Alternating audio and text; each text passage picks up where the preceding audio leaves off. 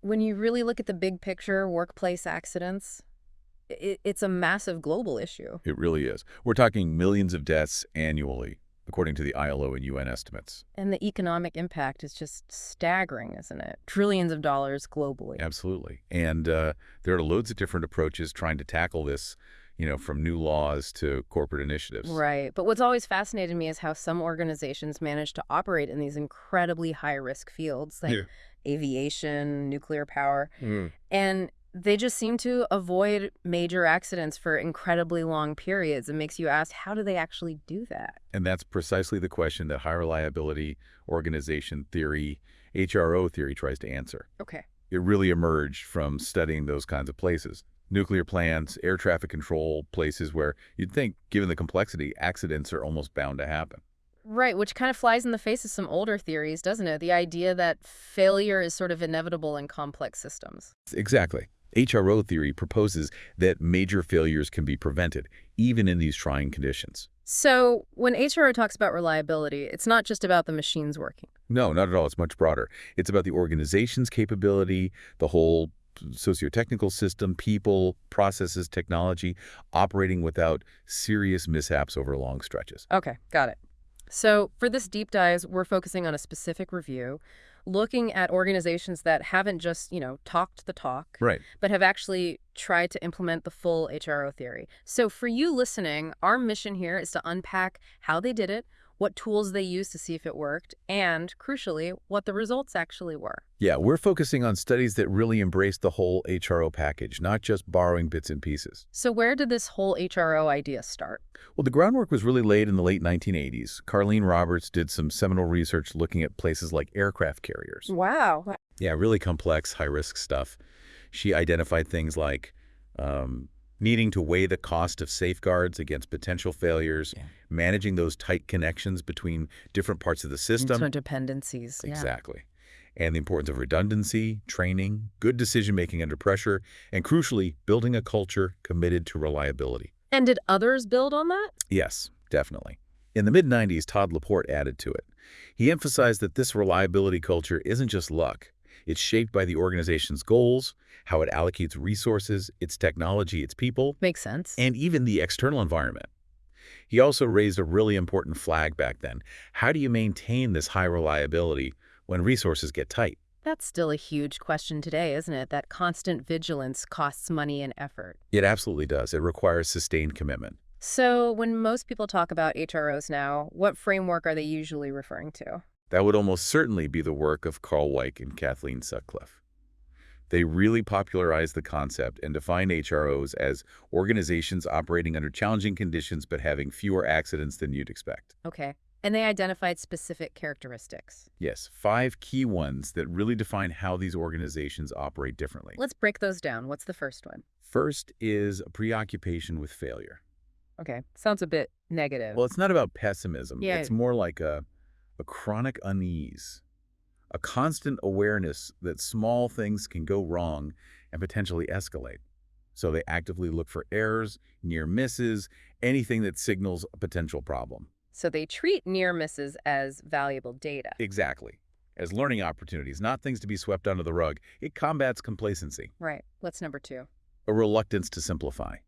Complex systems have complex failures. HROs resist easy answers. They don't just jump to the first conclusion. No, they dig deeper, look at all the contributing factors, and they're very careful about assessing any changes they make, worried about unintended consequences. Okay. Avoid superficial fixes. Makes sense. Third. Sensitivity to operations. Yeah. This is about having a really nuanced, real-time understanding of what's happening on the ground, on the front lines. Situational awareness, basically. Yes, but organization-wide. Staff at all levels are encouraged and empowered to spot subtle signs of trouble and act on them before they become big problems. Everyone's a sensor, in a way. I like that. Everyone's a sensor. Okay, fourth. A commitment to resilience. Right. Look, errors are going to happen sometimes, even in the best systems. Right. Perfection isn't realistic. Exactly. So resilience is about being able to contain those errors, recover quickly, and restore normal, safe operations with minimal disruption. It's about bouncing back effectively. It connects to ideas in resilience engineering too, anticipating, responding, learning. So it's proactive and reactive. Got it. And the fifth? deference to expertise. This one's really interesting. In a crisis, traditional hierarchies can get in the way. How so? Well, the person with the highest rank might not be the person with the most relevant knowledge for that specific problem. So HROs shift decision-making authority to whoever has the most expertise in that situation, regardless of their job title. That sounds potentially tricky to implement culturally. Oh, absolutely. It requires trust, empowerment, and a culture where that shift is accepted and expected. And underpinning all 5 of these. Is what Week and Sutcliffe call collective mindfulness. Okay. It's the shared mindset across the whole organization focused on reliability. Constant vigilance, attention to detail, everyone feeling responsible for safety, open communication people, feeling safe to speak up, and a real commitment to learning. So it's the cultural glue holding those 5 practices together. You could put it that way, yes. Now, it's worth noting, previous reviews pointed out some challenges, like HRO research being concentrated in certain areas, maybe lacking a clear framework for different settings, and needing more understanding of the link to actual safety performance. Which brings us neatly to the specific review we're digging into today. What was its main aim?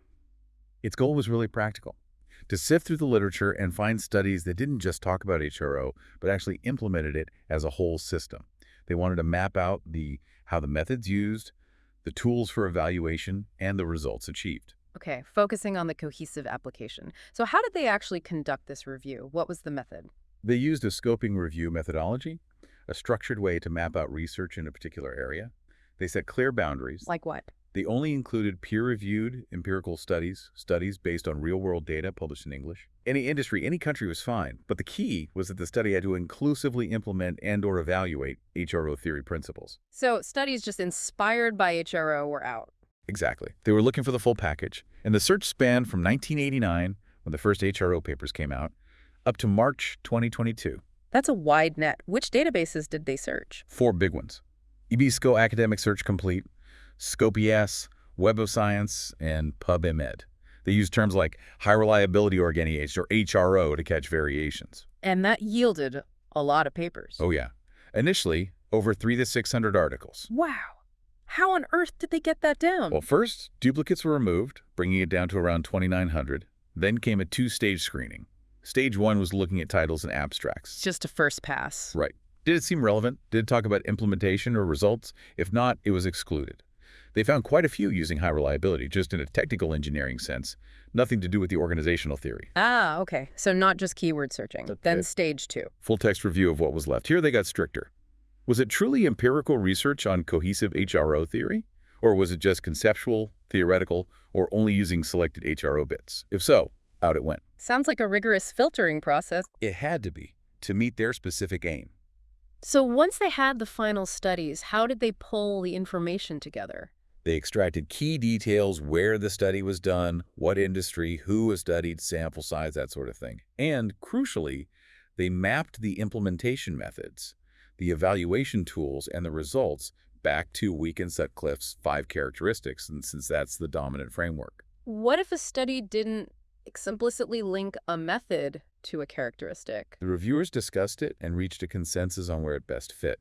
They noted this was a scoping review, so they weren't grading the quality of the studies, just mapping what was out there.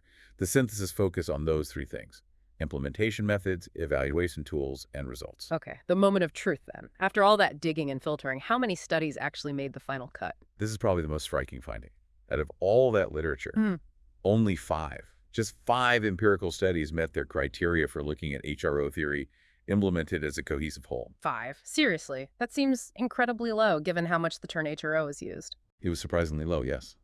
And all 5 were from developed countries. What kinds of industries were represented in those 5? 3 were in healthcare, 1 was in oil and gas, and 1 study actually looked across multiple sectors. The publication dates spanned from 2011 to 2022. So, mostly recent and heavily weighted towards healthcare. Can we briefly touch on what each one found? Sure. The earliest, Lecca and Sugden from 2011, was in a UK oil refinery. It used focus groups, so it's qualitative. They identified things like hazard identification and training as important based on what people said. But, limitations were reliance on accounts, no objective measures. Okay, perception-based. Next. Cropper and colleagues in 2018, this was a U.S. healthcare system study looking at a patient safety program based on HRO ideas over 10 years. They measured serious safety events and saw a decrease. Sample size wasn't reported, though. A positive outcome, but missing some detail. hmm Then Brass et al., also 2018, in a U.S. hospital.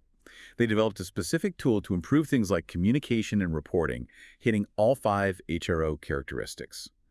They reported general improvement in existing safety metrics, but again, sample details were scarce. Healthcare again, it's a definite theme. It is. Agwu et al. In 2019 took a different tack. They developed an HRO maturity model, the ORM model, and tested it using surveys and interviews across different industries, oil and gas, food, beverage, restaurants. They were aiming for a benchmarking tool. So, focused on assessment. And the last one. Scully et al., the most recent in 2022. This assessed a multi-year rollout of a high-reliability hospital model in the U.S. Veterans Health System. It was based on HRO principles. But they noted issues like a low response rate to an initial safety survey, making baseline comparisons tricky, and the follow-up period was maybe a bit short. Okay, so 5 studies, each with its own focus and limitations. What specific methods did they actually use to try and implement these HRO principles on the ground? Let's go through the 5 characteristics again. Preoccupation with failure. For that one, common methods were things like actively encouraging more reporting of incidents, and especially near misses. Conducting proactive audits, often triggered by industry alerts. Implementing behavioral safety programs to raise awareness. Providing specific training on how to investigate incidents properly. And setting up better channels for reporting and discussing safety worries. So really embedding that speak up and learn from mistakes culture. Makes sense. What about reluctance to simplify? Here, the methods involved using more systematic, deep dive investigation processes, running continuous improvement projects focused on safety issues, having dedicated teams review safety data from different angles, and adopting a sort of Socratic, blame-free approach in incident reviews to really get to the underlying causes. Trying to avoid those simple, often wrong answers. Got it. Sensitivity to operations. Primarily focused on communication and leadership visibility, things like having regular formal meetings just to discuss safety issues, leaders making it a point to be out on the floor daily, engaging with frontline staff, and providing specific training for those frontline safety leaders. Okay. Deference to expertise. How did that look in practice? Methods included deliberately involving staff from various disciplines and investigations, empowering frontline staff to actually stop a job if they see an immediate danger, having clear procedures for dealing with unexpected situations, using simulation training for critical decision-making practice, and making sure safety information flowed effectively to those who needed it. And finally, commitment to resilience. The focus was largely on preparedness and recovery, so emergency drills and training, investing in equipment reliability and maintenance, assessing critical infrastructure vulnerabilities, more simulation training for response scenarios, proactively identifying potential weak spots, and tracking action plans to fix them. Right, so a whole toolkit of practical actions across the 5 principles. Now, how did they measure if any of this was actually working? What evaluation tools came up? Well, as I mentioned, the ORM model from the AGLU study was the only tool found that was specifically designed for evaluating HRO implementation maturity. It's a qualitative assessment against the principles. Just one specific HRO tool in those 5 studies. That's what the review found, yes. The other 4 studies basically used whatever safety metrics were already common in their industry. Such as? In healthcare, that meant things like standard safety culture surveys, asking staff about perceptions, tracking the rates of serious safety events, monitoring compliance with protocols like hand-washing rates, and looking at clinical outcomes like complication rates or mortality rates. Okay, so mostly using existing industry yardsticks. And did these metrics show improvement after the HRO implementations? Generally, yes. The studies reported positive trends like fewer serious safety events, better compliance with safety procedures, lower patient mortality in some cases, fewer clinical complications, improvements in safety culture survey scores, Yeah. more safety event reporting, which can be a good sign if it includes near misses, and better clinical outcomes overall. So at least within this small group of studies, implementing HRO principles seem to correlate with better safety results, measured by their existing metrics. That's the pattern observed, yeah. Keeping in mind the limitations of each study, of course. Definitely. Okay, let's move into the discussion part of the review. What are the big picture implications here? What should someone listening take away from this finding of only 5 core studies? I think the biggest takeaway is just that striking gap. There's so much conceptual interest in HRO, but very few published empirical studies rigorously testing its implementation as a complete package. Is that unusual in safety science? Well, the review draws parallels with other newer safety paradigms, like resilience engineering or safety 2. There seems to be a trend where the exciting conceptual work maybe outpaces the slower, harder work of broad empirical validation. Some argue safety science, in general, needs more rigorous testing of its models. Why might that gap exist specifically for HRO? Any ideas? Several possibilities. One is that the foundational HRO work, like Wake and Sutcliffe's, describes the characteristics of HROs brilliantly, but it doesn't give you a step-by-step how-to manual for implementation. Right, it's principles, not a procedure. Exactly. And that lack of a standardized recipe can make it harder to design studies that are easily comparable. On the flip side, that flexibility is also seen as a strength, allowing adaptation to different contexts. A double-edged sword, maybe? Perhaps. What about the fact that most of these few studies were in healthcare? That seemed notable. It did. HRO didn't start in healthcare, but that's where a lot of the recent empirical work seems to be focused. Maybe it's because hospitals share some features with classic HROs, clear safety goals, hierarchies, specialized roles, maybe less direct commercial pressure than some industries. Could be. Or maybe just that the conversation about HRO has been going on longer in healthcare. That's also plausible. There's certainly been a lot of discussion about applying HRO principles to patient safety for quite some time. So even if research on the full implementation is sparse, the review acknowledges HRO has still been influential. Oh, absolutely. You can't discount the impact HRO thinking has had. It's inspired countless safety initiatives, even if they don't adopt the whole framework, and many of those are reported positive results. It just highlights that context really matters in safety. What works in one place might need tweaking elsewhere. Let's dig back into those 5 principles based on the discussion. Was the understanding consistent? You mentioned preoccupation with failure seemed pretty standard. Yeah, that would seem fairly straightforward in practice, enhancing hazard awareness, reporting, learning from incidents. Pretty aligned with good safety management generally. But reluctance to simplify showed more variability. How so? Well, everyone agreed on needing analysis, but the depth varied. Some focused on really deep dives. Others seemed to balance that with the need for standardized processes, which can sometimes risk oversimplification if you're not careful. Some accident models themselves can push toward simplification. Interesting point. What about sensitivity to operations? That mainly translated into communication efforts and leadership being more present, which is good, but the review rightly points out that just more communication isn't enough. It's the quality. Is it truly reflecting the reality of work? Yeah, just talking more doesn't mean you're understanding more. Deference to expertise. Generally seen as that shift in decision-making during critical moments. Training helps clarify who decides what, and empowering people is key. Now, some critics worry about decentralization risks, but HRO theory isn't about chaos. It's a dynamic shift, and it relies heavily on having competent people you can defer to. Right, it requires a capable workforce and commitment to resilience. Mostly interpreted as bouncing back emergency preparedness, post-incident learning. The review noted less explicit focus on the proactive parts of resilience, like anticipating future surprises or constantly monitoring for weak signals. Maybe those aspects get covered under other principles, or maybe our understanding of how to build proactive resilience is still developing. So nuances in interpretation and application. What about measuring success? You said only one HRO-specific tool, the ORM model, was found. Yes, and while maturity models can be useful benchmarks, they have limitations, they can be subjective. And the ORM study didn't have pre-post data within the organizations. Generally, the review highlights a lack of well-tested HRO evaluation tools. Even the mindfulness organizing scale, which comes directly from Wake and Sutcliffe, hasn't seen much use in empirical studies, apparently. So if an organization wants to become an HRO, measuring progress objectively might be a real challenge. Based on this review, it seems that way. Relying on standard industry metrics, as the other studies did, gives you some indication, but those metrics have their own issues. Comparability across industries is low, and things like incident reporting rates can be influenced by reporting culture itself. We should also probably touch on the limitations of this review itself, shouldn't we? Absolutely, and the authors were upfront about them.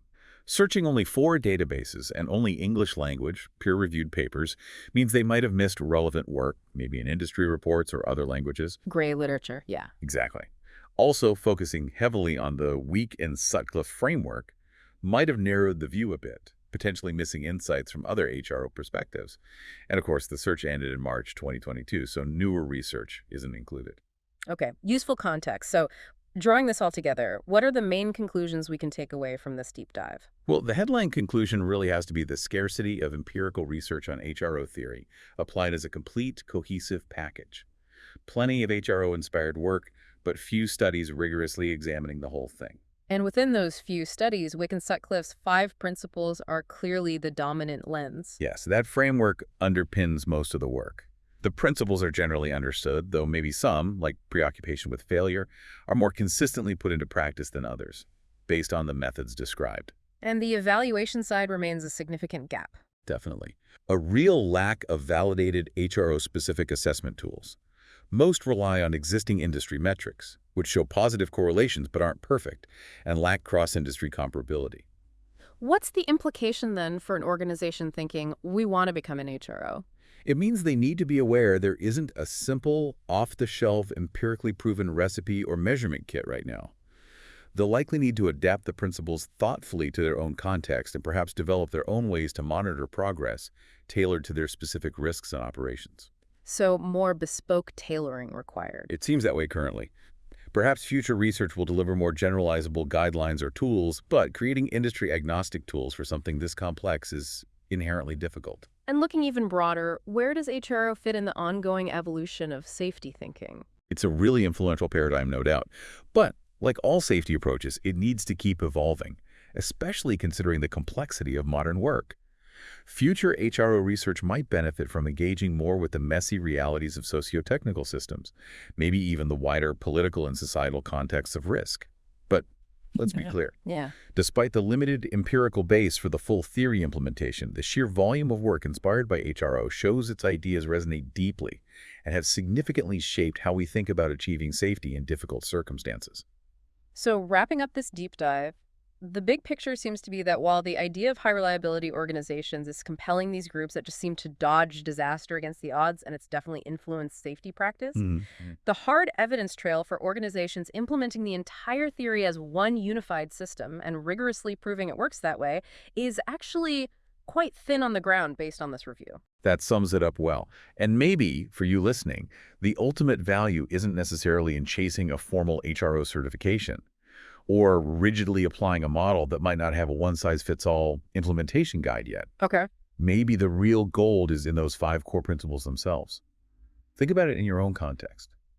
Is your team, your organization, truly preoccupied with failure? Do you actively hunt for and learn from those small signals? Are you genuinely reluctant to simplify complex problems? Do you maintain sensitivity to operations, really knowing what's happening on the front line? Is there a tangible commitment to resilience, to bouncing back effectively? And crucially, is there real deference to expertise when it matters most? So focusing on embedding those ways of thinking and acting. Exactly. Those principles, that way of being mindful and vigilant as an organization, can guide anyone towards safer, more reliable performance in complex work, whether you call yourself an HRO or not. That might be the most powerful takeaway.